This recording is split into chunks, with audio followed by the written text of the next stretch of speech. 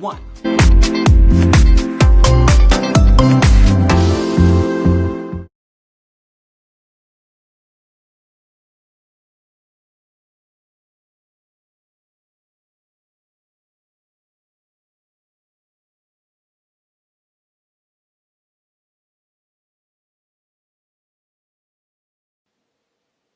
Hello, everyone. Welcome to Ed Talk TV, Conversations Worth Having. I hope you're having a fantastic day. There's always seems to be a long pause between that transition, so hopefully that doesn't distract you. Welcome. As you can see, if you've been following me, kind of a different location today, which is awesome. I thought it would be nice if we took it outside, right? So feel free to tell me where you're tuning in from. If this is your first time, let me know as well. I'm going to actually pop in on my phone real quick just to make sure I pin the comment that I mentioned in there for those who are new.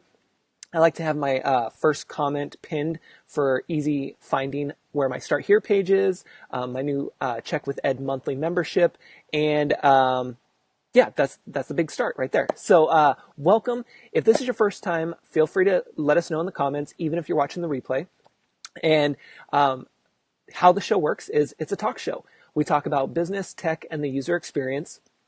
Normally I'm inside an office. Today we're outside. You might see me look down a little bit because I have a different system set up since I'm traveling. And so I'll be looking down to see your comments. Hey, Chrissy. And if you tune in live, I can actually put your comments on screen, which is why I have to look down to actually see your comments.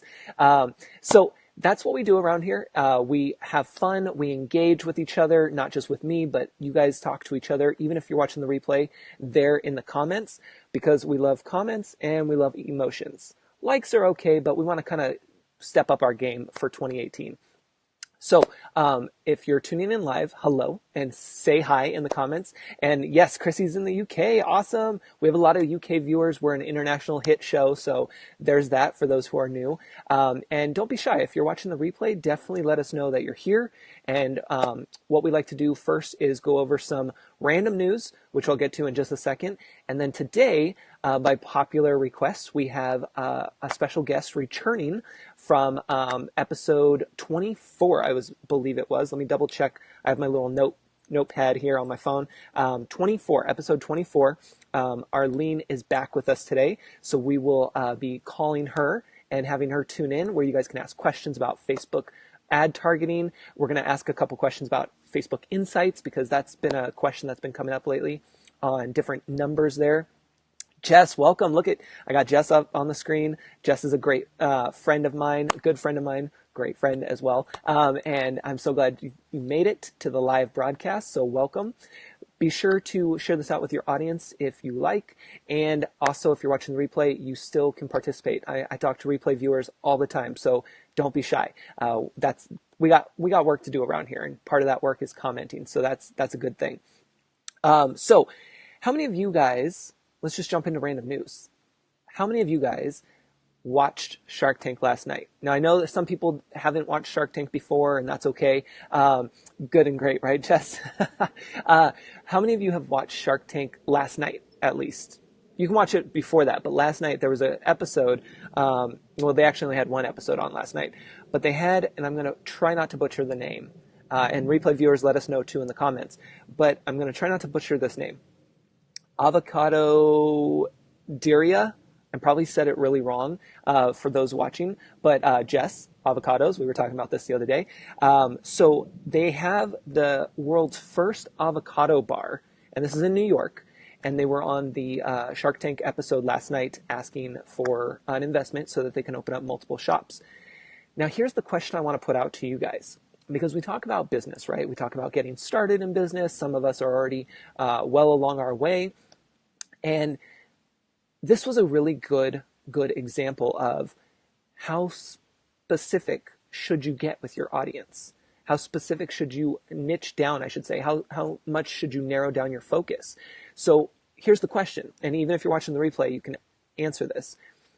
Do you think that having a avocado bar, meaning it's a restaurant and everything on the menu is avocado, everything has avocado in it, like they don't have anything different, they're specializing in avocado food, and do you think that is I don't know if I want to say smart business move, because I don't want to put anybody down. So I'm trying to figure out how to phrase that, and you guys can help me in the comments too. But really, I want to know, do you think that it would be a good idea for you to get so specific, in this case, to only have an avocado menu and have your whole restaurant built on an avocado bar? That's what I want you to answer in the comments, even if you're watching the replay. I will share my insight on that. I'm thinking that I like the idea of being very specific and knowing who your audience is, and also being able to really like cater to them, right? But then I have to pull back a little bit, given that this example is a restaurant, and that means that they have a physical location, which means they have a ton of overhead, versus if you're an online business person, chances are you don't have too much overhead, right? Let me get to the comments. Worst idea ever, right, Arlene?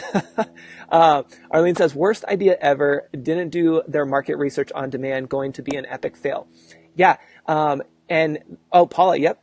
You limit yourself, especially in NYC. Yeah, so I'll expand a teeny bit just from watching the episode. They did want to expand in other locations. I think LA, Houston, and maybe somewhere else. Now, I will agree with Arlene there for the fact that I just can't, when it comes to a physical location, and I'm going to pop Jess's comment on here while I'm mentioning that might take up a lot of space there, but there we go. I will say that anytime it comes to a physical location, you guys, I just have a hard time with that overhead. I mean, that is a lot of overhead. And especially when it's a restaurant. With restaurants, they come and go so quickly. And don't get me wrong, I love avocados, and I think that's great. But having that be so specific and so niched down that you may have great sales right now, but you know what? The first thing I thought of was avocado pricing, at least here in California, skyrockets all the time. Like, you can get them for maybe 50 cents, $1, $2, $5. I mean, it's crazy, like the way they go up and down. So my first thought was, well, how are you going to maintain a decent price level? And I think most things started at like $6 or $7. So that right there just was like, nah, I can't do that deal. Let's see if that light, let me see if I can move in the light there a little different. So that's my thing, is that I couldn't do it. I just can't do it. You guys can share obviously in the replay as well, share in the comments, but can't do it, right, Chrissy? Same thing. Let me bring that comment up a little bit. There we go. Great quote. Don't get me wrong. I love avocados. Yes. Oh, by the way, I don't think I put it in. Did I not put it in the comments? I didn't put it in the pinned comment. So our official hashtag for the show, I'm going to pop it in there, is #EdTalkTV. So that's our official hashtag. If you want to share any quotes or anything on social media, feel free. You can always tag the page, but there's also a hashtag because we like hashtags, right? All right. So that was my take on that. Get specific with your audience, of course, but what you have to do your research, and you really have to think through that, especially if it's going to be a physical location where you have a lot of overhead. If you're doing something online and maybe you just wanted to have a digital menu of everything avocado, and that was like your whole business, that's a different story, because you literally can just throw up a website and pop a PDF or an online menu on there and call it a day, right? And you maybe spent a few dollars, maybe a couple $100s, depending on how crazy you get with it. But it's not really overhead like a restaurant is, right? So just keep that in mind. Okay, so why don't we start preparing to call our guests? We're going to call our guest Arlene here. I'm going to go ahead and switch our screen over and pull up Skype. So fingers crossed, Skype will do a good job with audio. Sometimes Skype has a weird tendency to go real low sometimes, and then it comes back up. It's kind of outside my hands. I can't do anything about it, and Skype's the only program that works with us for doing the guests right now. So there's a little background on the show, and then we are going to just pop on into the discussion here. So let me go ahead and switch my screen over and bring on our Skype request here. So there we go. And let's go ahead and call Arlene.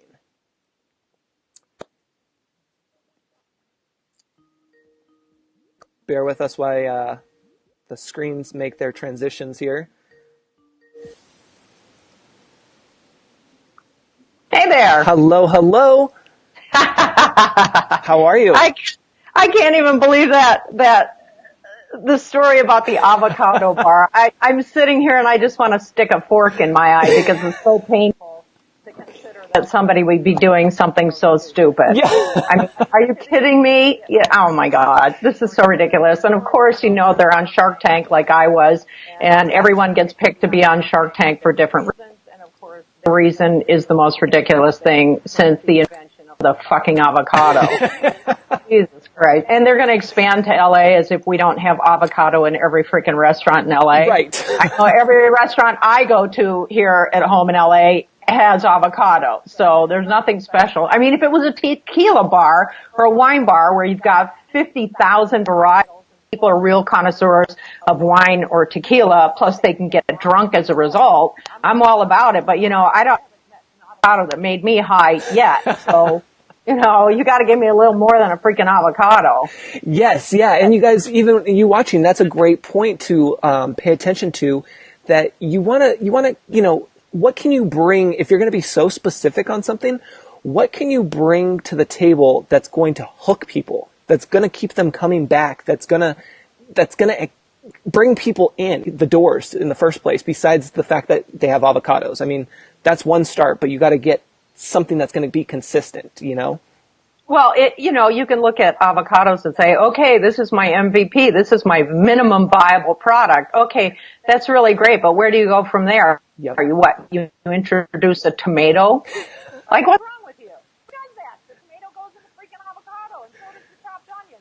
And guacamole. So, what, you can go from avocado and then you're expanding your menu into guacamole and some shit like this? Or then in there, that just makes you a restaurant. Yeah.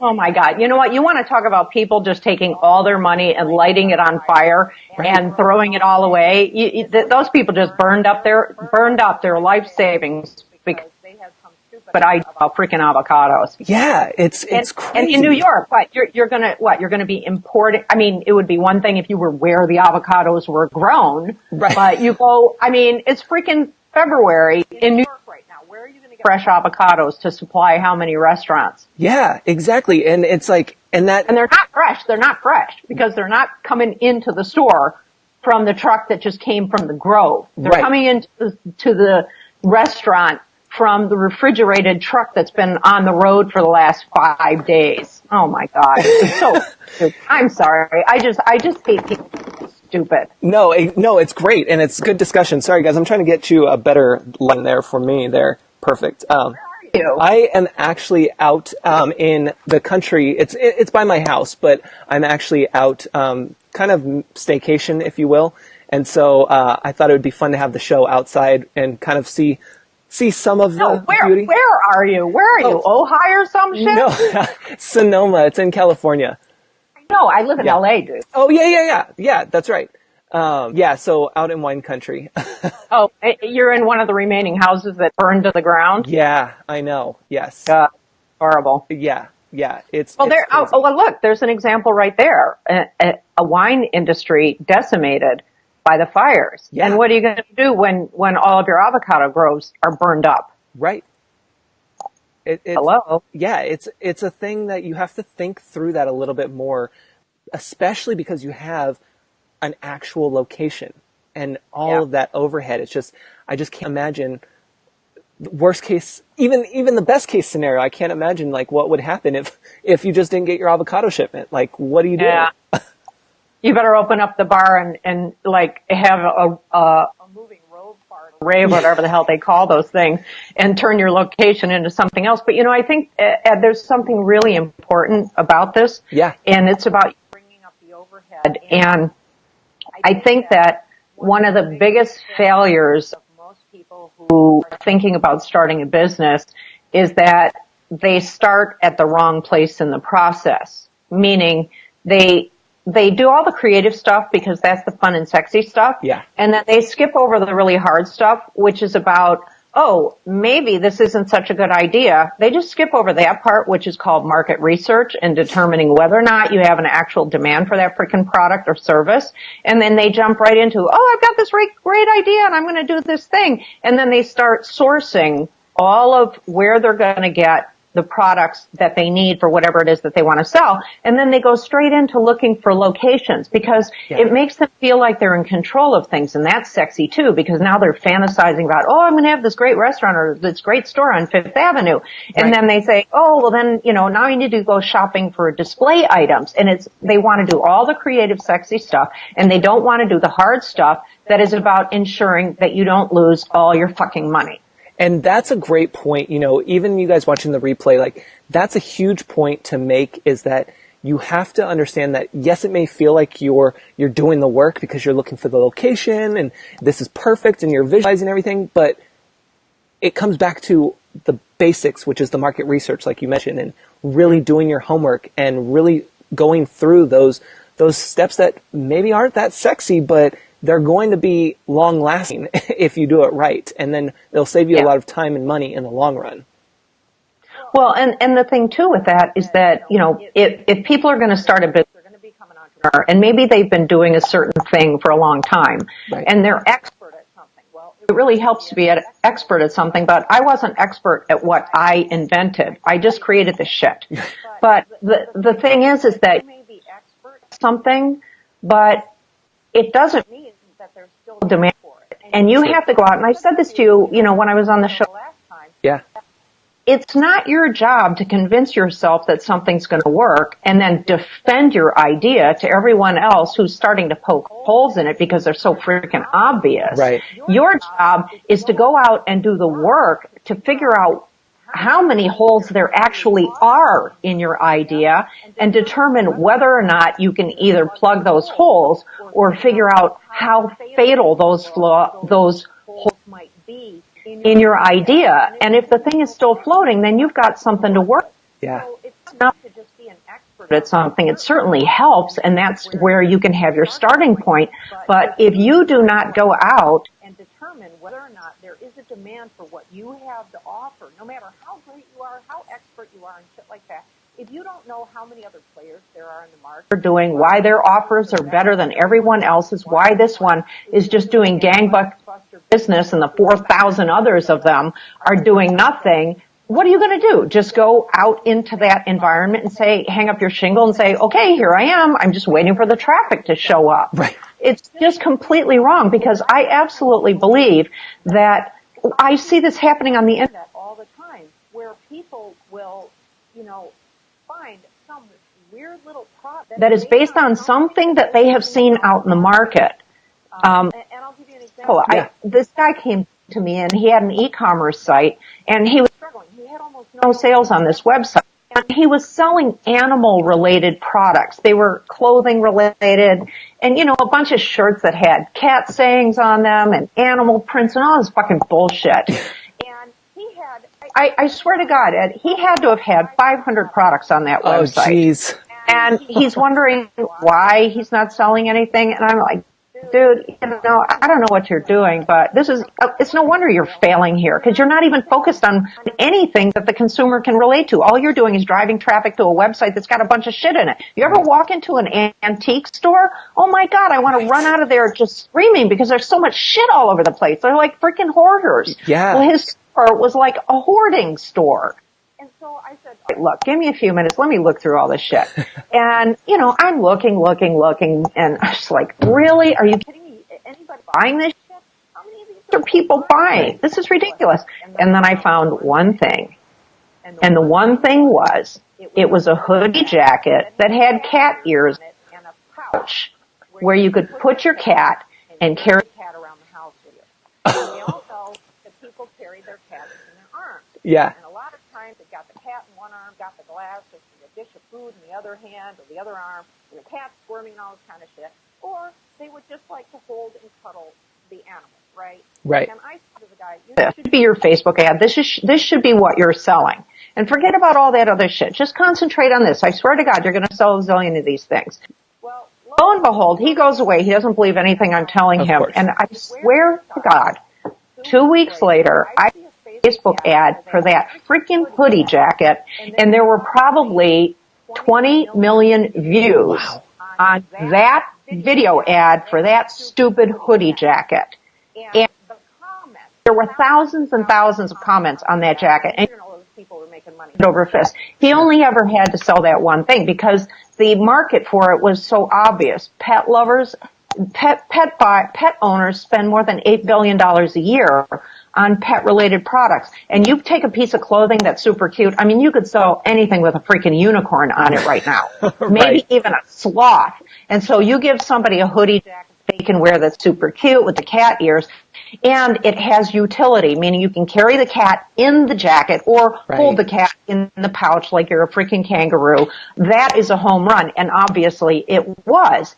And so what I've seen happen with a lot of people who've never sold on the internet before is that they will and see something like that, and they will actually find that exact same product and just sell that, and they start running ads targeting the same audience. Yeah. And buy the shit from them. And they just have it shipped from China, so they have no overhead, no outlay, no nothing. All they do is take orders and money from people on the internet. Or they find some of this product that there is clearly a demand for something. But if most people want to sell physical products. I don't know why the hell they want to do that because, it's just nothing but trouble. And trust me, I know because I'm in that freaking business and have been for 10 years. Yeah. And so you've got to find something out there in the market where that people are talking about something. They're saying they have a particular need for something. I mean, have you seen a thing on Facebook recently called the Miracle Scraper? It's all over Facebook. I don't think so. It looks like an upside down funnel. Oh, and okay. It's made of plastic. It's a plastic funnel, but I don't know what it is about this freaking funnel, but you go and take this little funnel, and if you're where it snows and it's icy, you can actually scrape your entire windshield just by going like this. And all the ice on the windshield comes off of it. Well, you see the video for that freaking ice scraper? I swear to God, you're buying all of them. Right. Everybody in your family who lives where it snows is buying a Miracle Scraper. And those people have probably made millions off of that thing because people have a very fundamental problem. Yep. It's the basic ice scraper does not work properly. And Jess, one of our live viewers, she says, yes, we have that because she's in an area where it snows. Mm-hmm. And I happen to be in right now, and I actually bought my partner 2 of the scrapers. Oh, because nice. I have to go out and I have to scrape. Yep. I don't know why people live in places like this, Yeah. We don't have ice, and in LA, nobody would need a Miracle Scraper other than to pour tequila and funnel it into your glass while you're at the freaking avocado bar. Right. Now, Chrissy had asked, since we're talking about going into the ads here, if we can talk a little bit more about the ads. So maybe, once we have an idea and let's say we've done our market research, and we want to start jumping into the ads here, what's kind of like a next step for us, or maybe we still have to do a little more research before jumping into the ads? Well, that's all the shit. It isn't just, I got an idea and now I tested it out and apparently there's demand shit when you don't have something to sell. Right. So we're jumping forward in time, right, Ed? Yeah. Yes, and I'm glad that you explained that to viewers so that way they know. Yeah, you start advertising, and frequently people will do this, and I'm going to give you the 2 approaches that people take when they're doing Facebook ads or any other advertising for that matter, but let's concentrate primarily on Facebook ads because that is the best way to reach the consumer today. Google ads are very, very expensive. There is so much competition for keywords that if you're in a market that has a lot of big competitors, you will lose, and you will spend so much money to advertise, and you will end up on page 5 of Google search, and nobody ever even goes beyond page 1. It's very rare unless people are really dedicated to searching for something, and they're doing research, which is nobody, because everybody just wants the fastest and easiest path to, making themselves happy, which means they're buying something. Yep. And so for my money, you're better off actually trying to build as much of a presence on Google as you can, which means it's blog posts, it's YouTube videos all day long. I mean, you could, as a strategy, I've got hundreds of testimonials on my e-commerce site for my clothing business, and I could actually do a video where I just transcribe each of the testimonials onto a video and read the testimonial and created a video and posted it on YouTube.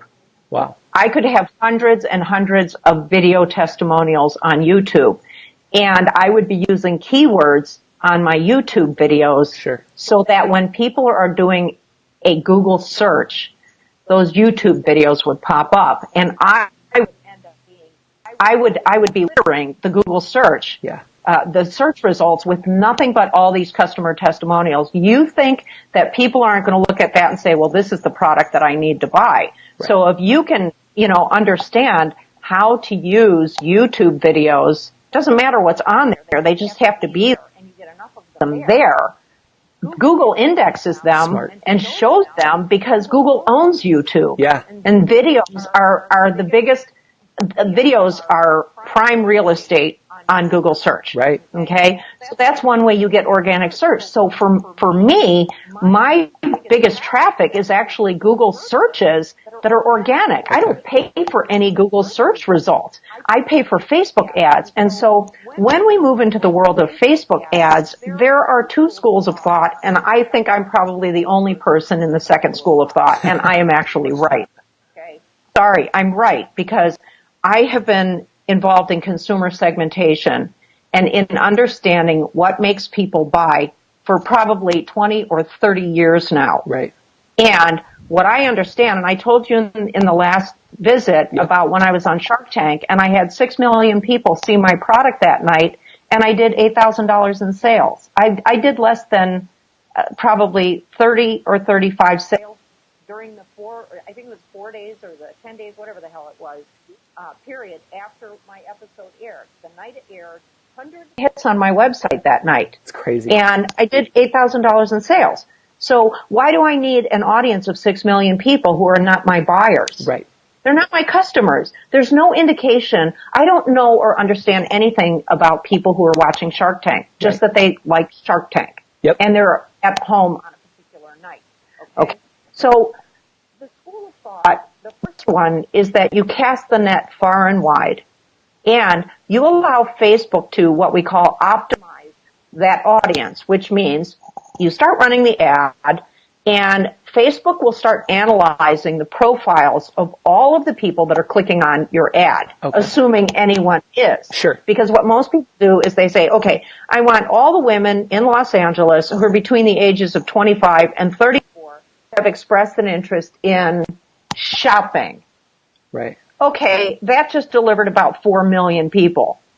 Okay? I've got 4 million people, and I'm going to start advertising 4 million people. Well, shopping for what? Right. What have they bought before? How has that population that I just described to you told me what they buy?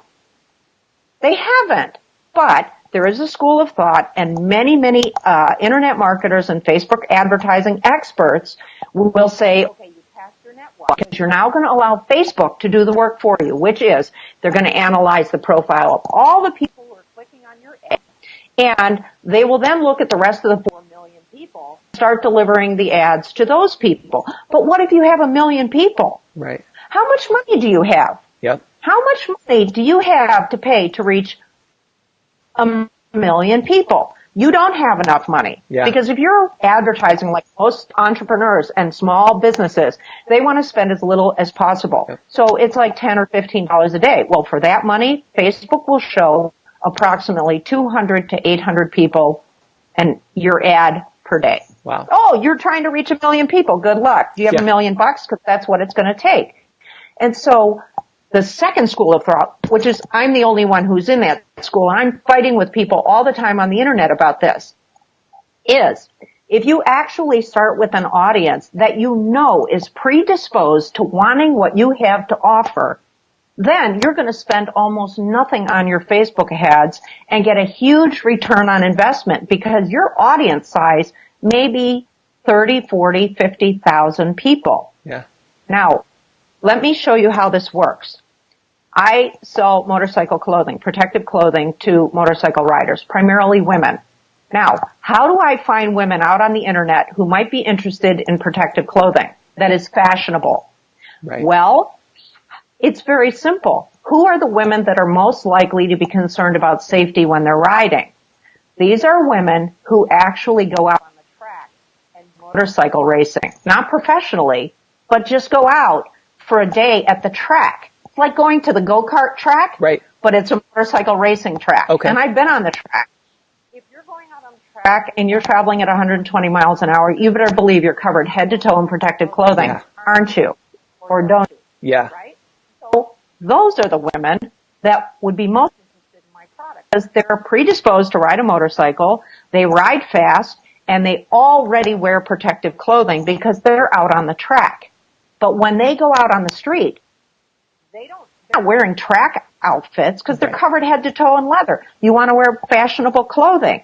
Well, that population is a population that follows the MotoGP.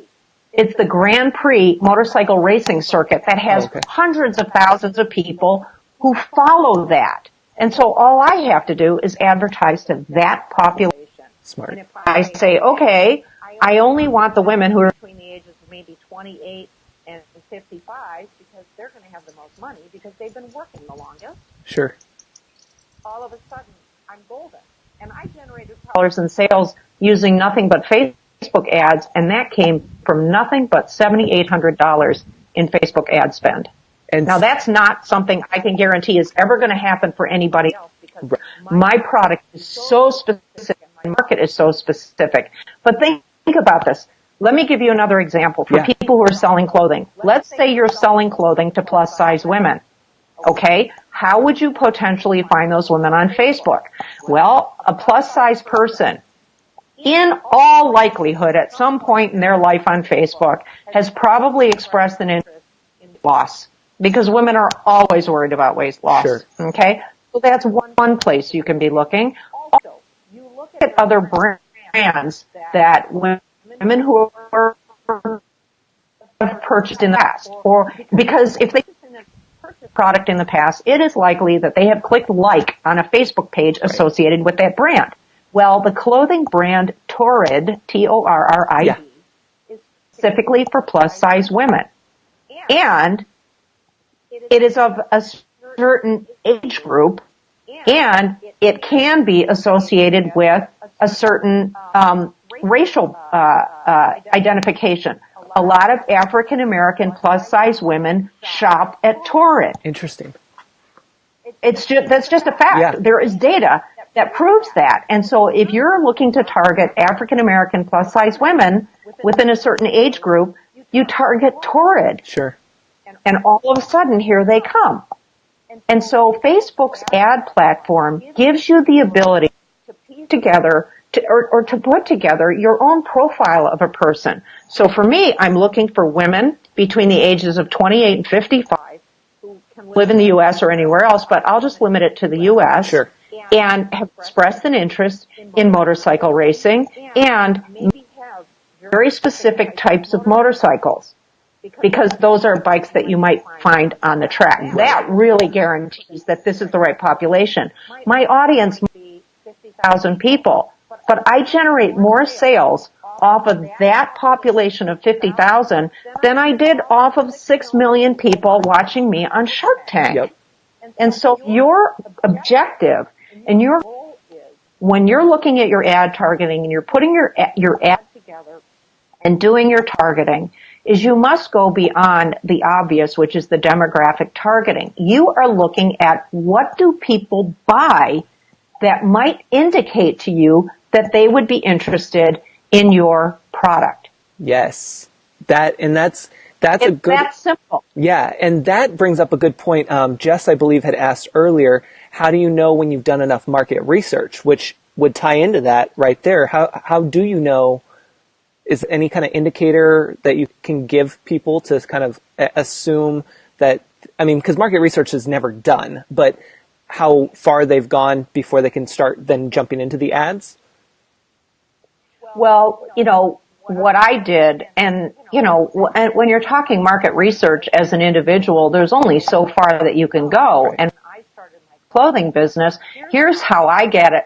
Here's how I got at determining whether or not to go forward with my business. And that was, okay, I assumed I should be in Europe because they have the largest riding population in North America, it's a certain amount, but in Europe, in just 6 countries alone, I was able to determine there were 35 or 38 million registered motorcycles and scooters, whereas in the U.S. it's only 7 million. Yeah. And you think, because the number of bikes you see, that there would be more than that. They're not. There's 7 million of them. But you go to Europe, and in 6 main countries there, 35 to 38 million registered motorized two-wheel vehicles. Wow. Okay? And most of them are commuting, which means they need clothing that looks nice so that they can just ride to work and wear that clothing. Okay. I just made some assumption, and I looked at, okay, who are all the sellers of products that might be similar to mine? Yes. Where it looked like nice clothing that a person could wear. Well, there's only a handful of them. So it's like, okay, we're good. And then I actually found some data on the sales that my main competition in Europe was doing. And they were doing 20 million euros a year on shit that couldn't hold a candle to what I'm selling. Yeah. So 30 million euros at that time was 45 million US dollars. And that was in 1 year. And then a new entrant into the market came in with really shitty looking stuff and did $2 or $3 million in business in just one country of those 6. So I knew there was a market to be had. I already knew it instinctually, but I now had proof. And so what I looked at was, okay, what's the grand total? How many people actually are in this market? And then I said, okay, if I only got this small percentage of that market and they were paying X number of dollars for my product, what's the math? Yeah. And there it was. It was a done deal. I was like, shit, man, I'm going to have $1 million next week. Well, of course that didn't happen, but the thing is for anything, go ahead, Ed. Oh, I was just going to say, no, that's perfect because you did your research and that's what I love about, a lot of people, I believe online will fear competition, and viewers, let us know, even if you're watching the replay, if you fear competition, but I love it because that's where you get your research from. You can see that if there are other people that are in the business that are out there doing it, you can see what's worked for them and maybe what opportunities might work better for you and utilizing that in your market research. Well, and you have to understand you're going to have competition in the market as soon as you're there. Yeah. Either you're coming into a market that already has competition, or in my case, I created the market. Right. And then I have six companies in Europe right now that bought my product and reverse engineered it. So I'm now competing with my own product in Europe. That's crazy. And so I'm all about competition, but you know what? Go out and do it in a way where you're actually creating something yourself instead of just ripping somebody off. But that's what happens all the time, and you have to expect that's what's going to happen. Yep. But for me, what I'm now doing is I'm paying attention to what the competition is doing with my product under their brand names to figure out how do I continue competing. And my way of dealing with that is I'll just beat the hell out of them out on Facebook. Yeah. Because they've all got a bunch of stores that they're putting their shit into. My store is the internet. So fuck them all, If there's competition, what you do is you have the best customer service. Yes. You make sure that everybody and their freaking brother knows that you're out there. You're just all over the internet. You're as visible as you possibly can be, and you win. Why? Because you're making the most noise to make sure the most people know that you're there. And sometimes that comes in the form of your Facebook ads, or you do some, wildly ridiculous thing that goes viral. There are all kinds of things. The competition is just telling you that there's a market out there, but you have to be careful because you don't want to be competing with big giant brands. There's no way to compete with them. There is nothing special about you that's going to set you apart unless there is something. And you have to be able to identify that there is something so unique about what you have to offer that everybody's going to say, I don't want all that other shit. I want what you have to offer. And you can't fall in love with your product or be so convinced that you're the latest, greatest thing since sliced bread that, of course, they're going to love this. You have to make sure that that's the case. And sometimes in terms of doing market research, one of the things that I always do with my customers is if I'm thinking about doing something new, I will float the idea out to my Facebook page. I've got 10,000 fans on my Facebook page. I'll say, as I did 3 years ago, I've been thinking about, doing these Kevlar leggings. Oh my God, it was a freaking stampede. Right. You just ask people out there. You pose the question and let them tell you. Now, I was already a pre-existing business and people were buying other things from me, so it was easier for me. But if you're brand new, coming into the market brand new, what you do is you go trolling all the Facebook pages of other brands or of what would be your competition to see the things that they're talking about. Yes. And you post shit in there. You don't ask them outright, what do you think about this or what do you think about that? You just comment and you see if anybody comments in response to you. Yep. But what you do is you start looking through all of the comments on the Facebook posts of your competition to see what are they talking about, because invariably they're going to be talking about something that's missing in that product. Yes. Which gives you ideas for features that you can be building into your own. Yeah, no, and that's so true. And you guys, you can also look at reviews in the podcast and App Store and on Amazon. I mean, all of that stuff is gold. Like that's all gold that I think we all kind of just, we passively scan through. And same in Facebook groups, like you have to really think with a different mindset of this is going to be market research. Now I want to pick up on every single post that I see and analyze it. And it sounds crazy, but it helps. And, somebody had asked earlier, I'm going to tie this in. Their question was, your Facebook ad, when you had your Facebook ad for, I think it was when we were talking about the clothing, if it was video or not. And, before you answer that, I was just going to say that tying into all of this to get noticed is you guys, you have the power right now with Facebook Live. You can go ask your question. Friends, a couple weeks ago, instead of posting the question as a text on my personal status update, I went live as I was walking the dogs and I asked the question live. It got more responses instantly if I would have posted, because guess what? Facebook's going to push that post down and not let it be seen. That's why we're making so much noise here with the TV show. Everyone's still trying to get up to this level, and people are still trying to figure out how to utilize their Facebook page and how to utilize Facebook Live and all of that. So, go a little bit above and beyond there and just do it and just start and see what happens. Absolutely. I completely agree with you, Ed. The Facebook Lives are the most effective thing you can do. And let me address two things here. Yeah. If you're doing an ad, any video ad that you do is going to get way more distribution than just a static ad. And what I do oftentimes in my ads is I actually do a demonstration of the product. Oh, perfect. And so yes. That's real. And I make protective clothing. So what's the most effective thing? Women who have crashed on their bikes in my protective clothing. Yeah. And what I do is I actually send a brand new pair to the women who've crashed if they'll send me the pair that they crashed in. Oh, perfect. Because now I have evidence and I videotape it and I talk about it. It prints money for me when I do that. Now most people don't have something so dramatic. Sure. But there's no reason to not show the product and talk about it and have people talking to you about it or trying it out or whatever, because people have no other way of experiencing the product. So you may as well show it to them and talk to them and let them see you as a real person and personality. Yes. Now the Facebook Lives are just so freaking huge and really important. And the beautiful thing about the Facebook Lives, and this is, if you get nothing out of this tonight, but this one thing, this is really important. You can do a Facebook Live. And when you have a Facebook Live, you can see all the, people are clicking the like and the love and all those buttons, and they show up on the screen. And then all of the comments are there.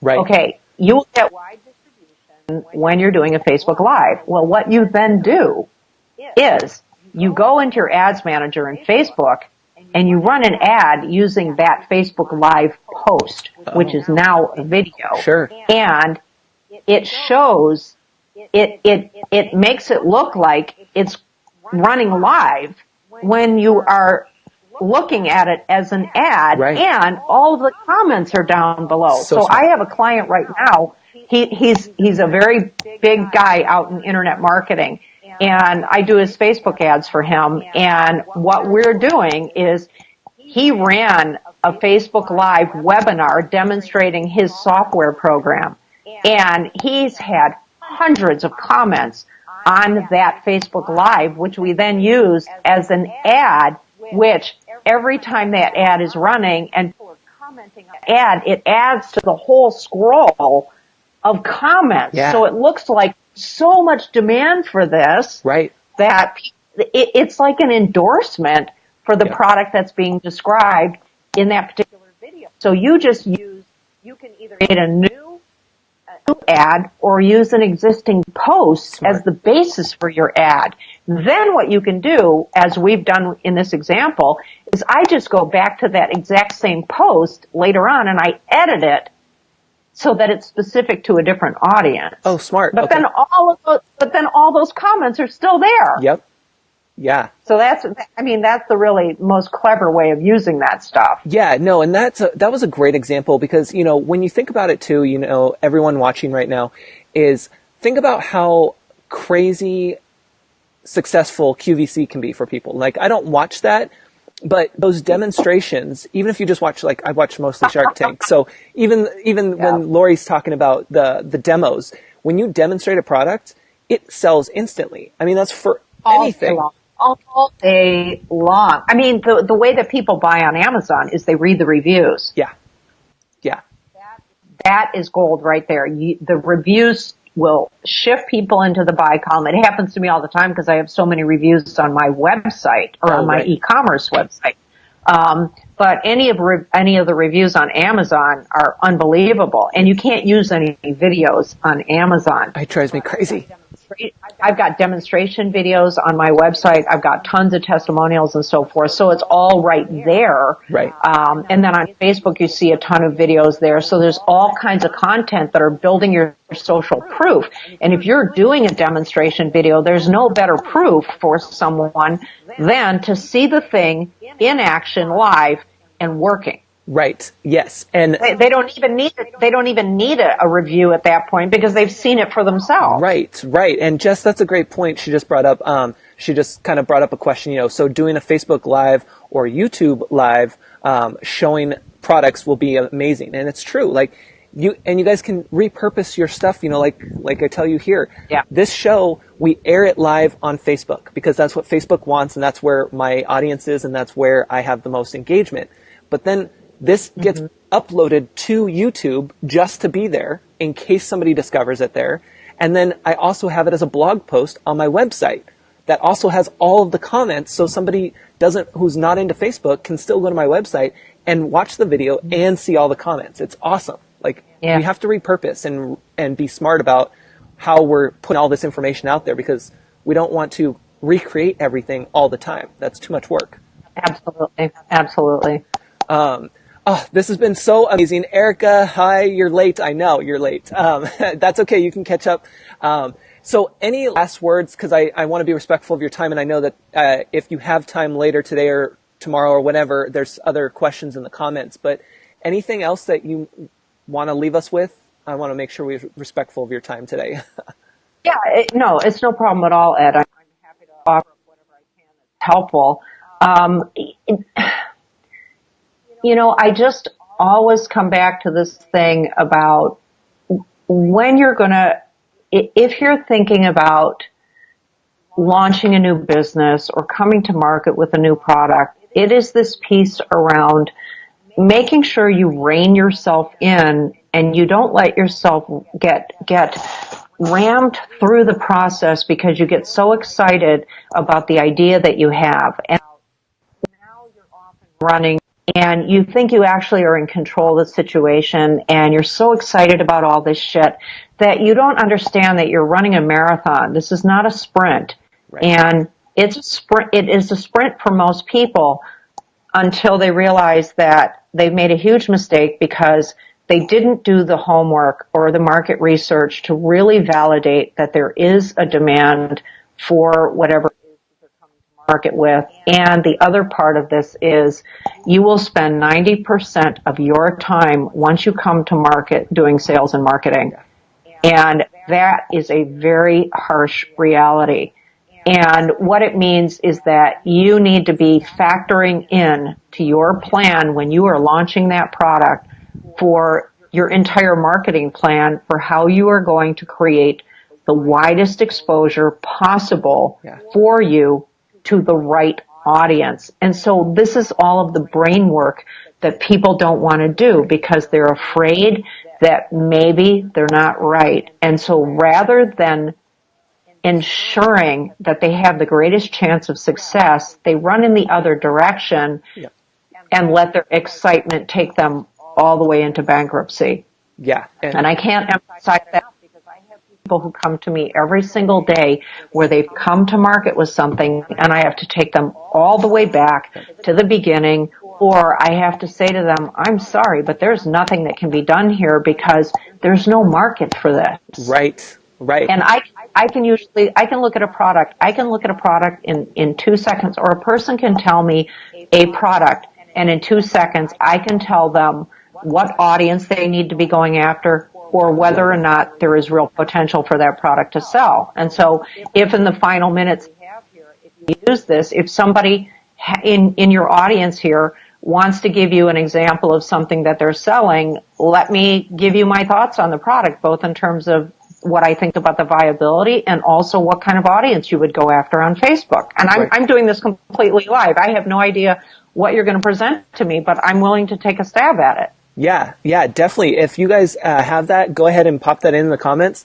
We're going to do a little shuffle here because I'm about 9% on my battery here because we're outside today. So we're going to be moving the show, and you guys are going to get a little side. This is what happens when we're live. So there you go. Normally I don't like to do stuff like this, but I want to make sure that we get to your guys' comments and that we can still have the show here. So bear with me for a second here. I just want to see the $1. I know, huh? Let me get some plug here, and let me get into the live here. See, you guys, this is what happens when we go live. Okay, let's see if I can get. What's really great about this is that you're just showing the real thing. You're showing who you are. You're showing your personality in all of this, and you know, you're showing your authenticity and how genuine you are, and you're just a real guy. And a lot of people get freaked out about being on video, and they don't know what to do, and they worry about it, and they're trying to get all this fucking professional equipment and all this crap. And it's like, you know what? I mean, look, what am I doing? I'm just sitting here in a room, and I'm just, you know, saying a bunch of shit to people. Right. And, you know, either they like it or they don't. You know, I don't give a fuck, whatever. But that's what people relate to, because, you know, people buy from people they like, they trust, they want to have a drink with.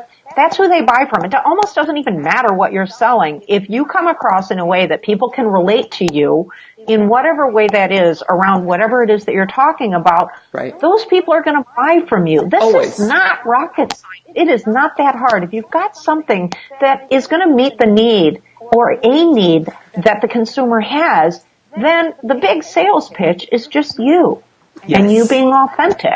Yeah, and that's huge, you guys. As you can see, I forgot I had lights on my actual webcam there.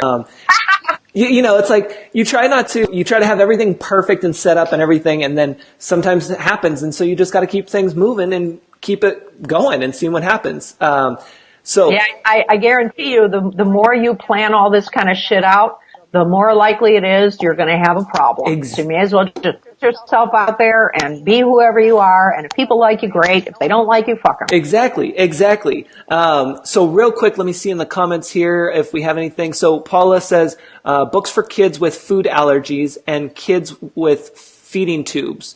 Eventually include dolls and puzzles. So that's her product. Okay, let's just stop right there. Yeah. Okay, let me make sure I got this right. Books for kids who have food allergies and kids with feeding tubes? Yes. Okay, there's no market there. Forget it. And then, I mean, where are you going to find a market for kids? How do people identify, how do they self-identify that they have a kid with a feeding tube? Right, that's a good question. I mean, I can't even, I mean, I can't even manufacture something around that. So there's no market there. I'm sorry. And then the last thing was, what? Eventually including dolls and puzzles. Okay, why? To tie, I'm Because guessing to tie in there. There aren't enough dolls and puzzles out in the world. Right. And I'm saying that rhetorically. I'm not being a smartass here, but think about it. There aren't enough dolls and puzzles out in the world. Are you kidding me? Sure. These kids have iPads and shit like that. You know, we're in the age of technology. There's no special doll out there unless it's the new American Girl or the Cabbage Patch doll. I mean, you're going to throw your money away if you go down that route because the demand for that kind of shit is already done. Right. That ship has sailed. But books for kids with food allergies, number one, the audience for that book is the parent. Yeah. And what you need to do is you need to go out and take a look at how many titles there are on Amazon to see how many books there are out there about kids and allergies. And my guess is there are all kinds of them because they've been written by 1,000 different doctors and various doctors who have become famous or personalities who have become famous about kids with allergies. And so if you're finding, you know, a lot of titles about kids with allergies, you're going to need to find a different angle on it. Sure. And it can't be a specific allergy. It's got to be a solution that is completely different from what everyone else has been saying about what kids need to be doing in response to the allergies, because there's no question that people have this problem, and there are a lot of kids that have this problem, and parents, especially mothers, who are concerned about this thing. And so it would not be hard to find the audience for kids with allergies on Facebook because you would just be looking for, you know, what kind of allergy is it? What is the allergy medicine that is most often prescribed or the most frequently used over-the-counter allergy medicine? You would just start targeting people who have clicked like on the freaking Benadryl page. Sure. That's easy, but the product itself and what you're offering, I mean, you got to look at books for kids with allergies. Okay, you can sell it on Amazon. You can sell it as a Kindle book, but how many of those books do you have to sell in order to have a viable business? Sure. Millions. So you can't build a business around a bunch of books for kids with allergies. It's not possible. The numbers don't, as we say, pencil out. Right. There's no way to make that work as a business. Yeah, and it's great. It's great feedback, and it's things to think about. You know, for anybody's business, is like go and see what the research shows you, and see what's out there. And real quick, I saw. Well, here's the other thing. Go ahead. Well, just one point of clarification. Yeah. When you're looking at Amazon, and this applies to products as well, not just books, but you need to look at things where you see how many people have actually provided reviews of that product, because that's just a small fraction of the people that have actually purchased that product. Right. And so this is a way you can get a sense of the kind of demand there is for it, because if you've got a lot of reviews on something, you know that the buying population for that product is enormous. Because hardly anybody leaves reviews of people who are committed to reviewing. So that's another way of understanding that there is absolutely a market for something. But if you've got, no reviews on something or two, you're not going to have very many sales on that product. Right. Yeah. And that's a great point. And one last thing just I'll mention from this morning, I saw on Good Morning America, they were talking about the new Rabbit movie. I forget the name of it, but they were talking about how, there's this controversy right now going on because the parents with parents with kids with food allergies, something about in the movie, I guess they took offense to the food allergy thing. So, right there you can see, I don't even know, this is just off my top of my head, but you can see that there's a discussion going on about that. Therefore, you can maybe see if there's groups or something that are tied to that maybe will help you with your market research as well. Just throwing that out there. Yeah, absolutely. Mm-hmm. Well, thank you so much, Arlene, for joining us again. It was so much fun. Thank you, and everyone, you'll be able to find Arlene's link in the comments. She'll pop that in there again for you. Thank you again so much. I appreciate it. Oh, it's my pleasure. Anytime, Ed. All right. Take care, Arlene. Okay. Talk to you soon. Bye-bye. Bye-bye. All right, guys. Thanks for hanging out with me. Thanks for sticking through the little tech glitches there. Not really glitches, but, we all have to deal with power and staying live. So if you'd like to be a guest on the show, which I hope you will, check it out at least and see, you can head over to checkwithed.com after this and click on the Facebook Live show, or you can just click on edtalktv.com. Either one will get you there, and you can become a guest, request to become a guest. We talk about business, tech, and the user experience. You can see that most of the time we're not hanging out in the kitchen, but it's all good because this show is live. So I hope you enjoyed this. I hope that was helpful for everyone. Again, just great feedback, great questions. I will jump over into the comments, what we call the after party, here shortly, and try to follow up with as many of you as I can. And I hope you guys have a great evening, and I'm going to leave you with this. Take care. We'll see you tomorrow. This episode is sponsored by Stupid Easy. Easily create, share, and sell your online courses. Discover more at stupideasy.com.